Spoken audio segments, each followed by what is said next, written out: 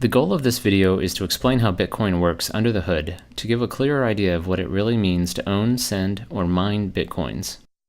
First, a brief high-level overview of what Bitcoin is. At its core, Bitcoin is just a digital file that lists accounts and money like a ledger. A copy of this file is maintained on every computer in the Bitcoin network. These numbers don't represent anything in the physical world. They only have value because people are willing to trade real goods and services for a higher number next to their account and believe others will do the same. The numbers only have value because we believe they have value, just like any other fiat currency. To send money, you broadcast to the network that the amount on your account should go down and the amount on a receiver's account up.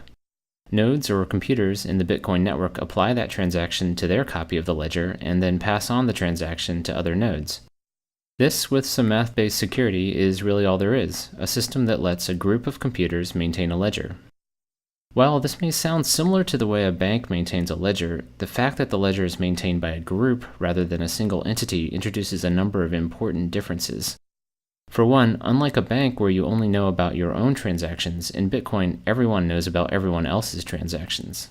Also, while you can trust your bank, or you can at least sue it if something goes wrong, in Bitcoin you're dealing with anonymous strangers, so you shouldn't trust anyone. The Bitcoin system is amazingly designed so that no trust is needed. Special mathematical functions protect every aspect of the system. The rest of this video will explain in detail how Bitcoin allows such a group of strangers to manage each other's financial transactions. At a basic level, for Alice to send money to Bob, she simply broadcasts a message with the accounts and the amount. Send 5 Bitcoins from Alice to Bob. Every node that receives it will update their copy of the ledger and then pass along the transaction message. But how can nodes be sure that the request is authentic, that only the rightful owner has sent the message? Bitcoin rules require a kind of password to unlock and spend funds, and this password is what's called a digital signature. Like a real handwritten signature, it proves the authenticity of a message, but it does so through a mathematical algorithm that prevents copying or forgery in the digital realm. Unlike a simple static password, a completely different digital signature is required for every transaction. Keep in mind that in Bitcoin, you're dealing with complete strangers, so you never want to reveal a password that could be copied and reused by someone else. A digital signature works by utilizing 2 different but connected keys, a private key to create a signature and a public key that others can use to check it. You can think of the private key as the true password and the signature as an intermediary that proves you have the password without requiring you to reveal it. Public keys are actually the send to addresses in Bitcoin, so when you send someone money, you're really sending it to their public key. To spend money, you must prove that you're the true owner of a public key address where money was sent, and you do that by generating a digital signature from a transaction message and your private key. Other nodes in the network can use that signature in a different function to verify that it corresponds with your public key. Through the math behind the digital signature, they are able to verify that the sender owned a private key without actually seeing the private key. Importantly, because the signature depends on the message, it will be different for every transaction and therefore can't be reused by someone for a different transaction. This dependence on the message also means that no one can modify the message while passing it along the network, as any changes to the message would invalidate the signature. The math behind this is fairly complex, and while I won't try to explain it fully now, here are some topics you can Google to get started: elliptic curve digital signature algorithm and mathematical trapdoor. More at the end of the video. So far, we know that digital signatures are used to ensure a transaction is authorized, but I've oversimplified how nodes in the network keep track of account balances. In fact, no records of account balances are kept at all. If you don't keep track of how much money any given person has, how do you know if they have enough to send to someone else? Instead of balances, ownership of funds is verified through links to previous transactions. Here's how this works. To send 5 Bitcoins to Bob, Alice must reference other transactions where she received 5 or more Bitcoins. These reference transactions are called inputs. Other nodes verifying this transaction will check those inputs to make sure Alice was in fact the recipient, and also that the inputs add up to 5 or more Bitcoins. Let's look at a real transaction to see this in practice. This transaction references 6 inputs for a total of 139.6 Bitcoins. In the output section, notice that there are 2 lines. The first one of these is actually going back to the sender as change for the transaction. A simplifying rule states that each input must be used up completely in a transaction. So if you're trying to send an amount that doesn't exactly match one of your inputs, you need to send any remaining amount back to yourself. Through these reference input linkages, ownership of Bitcoins is passed along in a kind of chain, where the validity of each transaction is dependent on previous transactions.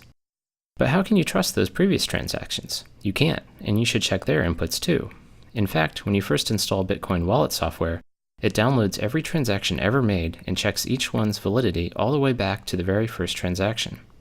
Remember, you're dealing with complete strangers, so it's important to verify every transaction for yourself. This process can take over 24 hours, but it only needs to be done once.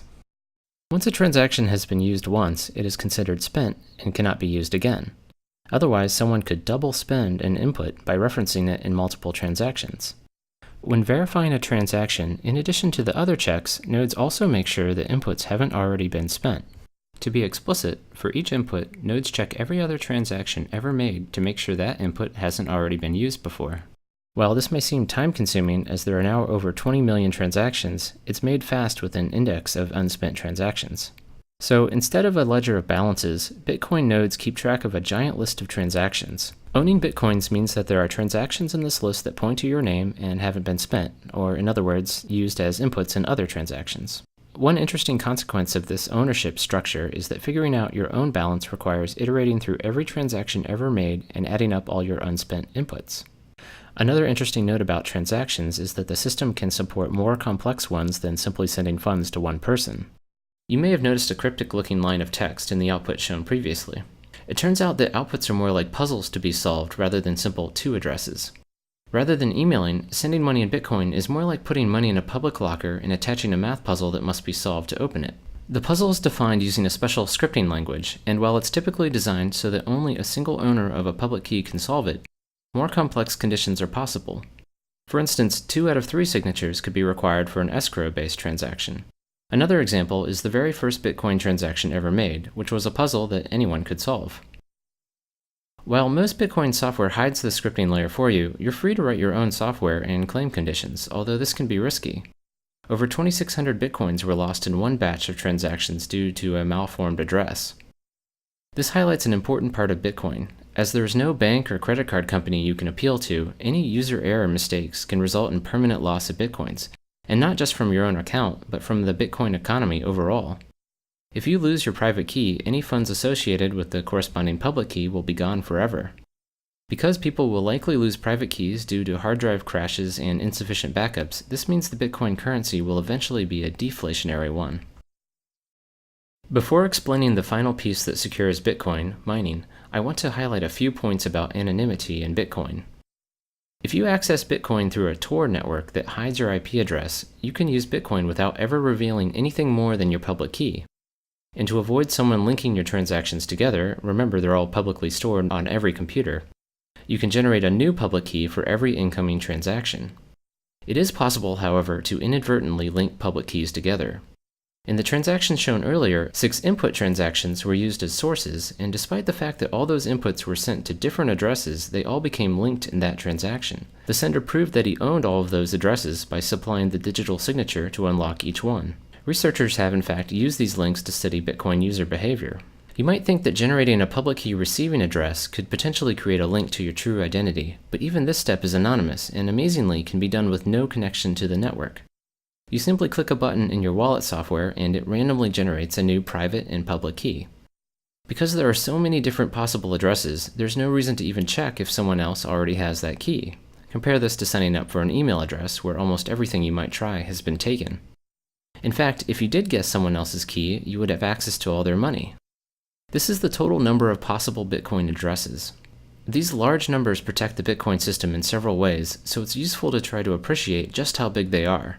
Some estimates for the number of grains of sand in the entire world are around 7.5 million trillion. Now imagine that every grain of sand represented an entire other Earth of additional grains, and you're still much smaller than the possible number of Bitcoin addresses. Let's recap Bitcoin security so far. By verifying the digital signature, we know that only the true owner could have created the transaction message.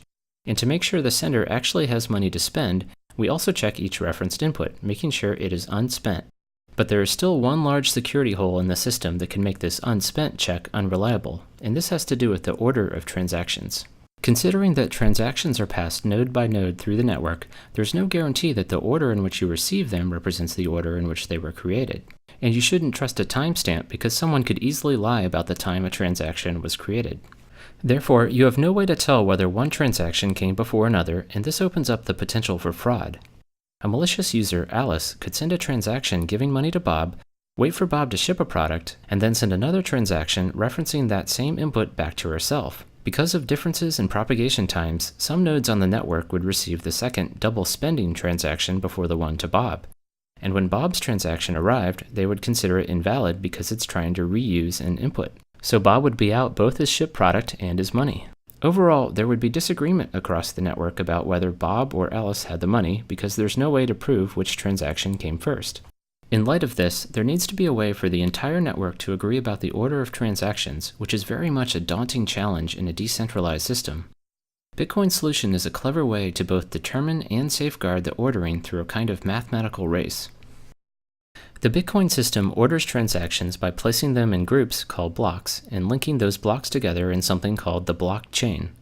Note that this is different from the transaction chain we discussed earlier. The blockchain is used to order transactions, whereas the transaction chain keeps track of how ownership changes. Each block has a reference to the previous block, and this is what places one block after another in time. You can traverse the references backwards all the way to the very first group of transactions ever made. Transactions in the same block are considered to have happened at the same time, and transactions not yet in a block are called unconfirmed or unordered. Any node can collect a set of unconfirmed transactions into a block and broadcast it to the rest of the network as a suggestion for what the next block in the chain should be. Because multiple people could create blocks at the same time, there could be several options to choose from. So how does the network decide what should be next? We can't rely on the order that blocks arrive because, as explained with transactions above, they may arrive in different orders at different points in the network. Part of Bitcoin's solution is that each valid block must contain the answer to a very special mathematical problem. Computers run the entire text of a block plus an additional random guess through something called a cryptographic hash until the output is below a certain value. A hash function creates a short digest from any arbitrary length of text. In our case, the result is a 32-byte number. Here are some examples of the specific hash function Bitcoin uses, SHA-256. Note how much the output changes in result of a single extra period at the end of the third example. The output is completely unpredictable, so the only way to find a particular output value is to make random guesses. It's very much like guessing the combination to a lock. You might get lucky on your first guess, but on average it takes many guesses. In fact, in Bitcoin, it would take a typical computer several years of guessing to solve a block. With every computer in the entire network all guessing numbers, it takes about 10 minutes on average for someone to find a solution. The first person to solve a math problem broadcasts their block and gets to have their group of transactions accepted as the next in the chain. The randomness in the math problem effectively spreads out when people find a solution, making it unlikely that two people will solve it at the same time. Occasionally, however, more than one block will be solved at the same time, leading to several possible branches. In this case, you simply build on top of the first one you received. Others may have received the blocks in a different order and will be building on the block they first received. The tie gets broken when someone solves the next block. The general rule is that you always immediately switch to the longest branch available. The math makes it rare for blocks to be solved at the same time, and even more rare for this to happen multiple times in a row. The end result is that the blockchain quickly stabilizes, meaning that everyone is in agreement about the order of blocks a few back from the end of the chain. The fact that there's some ambiguity in the end of the chain has some important implications for transaction security. For instance, if your transaction finds itself in one of the shorter branches, it will lose its place in line within the blockchain. Typically, this just means it will go back to the pool of unconfirmed transactions and be included in a later block. Unfortunately, this potential for transactions to lose their place opens the door to the very double spend attack that was our original motivation for an ordering system. Let's look at how a double spend attack would work in the system described so far. A fraudster, Alice, sends money to Bob. Bob then waits for the transaction to get confirmed into the blockchain and then ships a product. Now, because nodes always switch to a longer branch, if Alice can generate a longer branch that replaces the transaction to Bob with one to someone else, his money will effectively get erased. Bob's transaction will initially get tossed back into the unconfirmed pool, but since Alice has replaced it with another transaction that uses its same input, nodes will now consider Bob's transaction invalid because it's referencing an already spent input. So how does the ordering system prevent Alice from defrauding Bob? You might think that Alice could pre-compute a chain of blocks to spring on the network at just the right time, but the math puzzles in each block actually prevent this. We need to look a little deeper into the cryptographic hash explained earlier to fully understand why. As mentioned previously, solving a block involves trying to get the cryptographic hash of the block to be below a certain value, and you do that by trying different random numbers at the end of the block. Once solved, the hash output is like a fingerprint that uniquely identifies that block. If even a single character in the block is changed, the block's hash would be completely different, just like we saw before when an additional period was added. The hash output, or fingerprint, is actually what's used as the previous block reference. One result of this is that there's no way to switch out a block in the middle of the chain, because the hash value for the new block would be different and the next block's reference would no longer point to it. And subtly, but even more importantly, a block cannot be solved before the previous block is solved.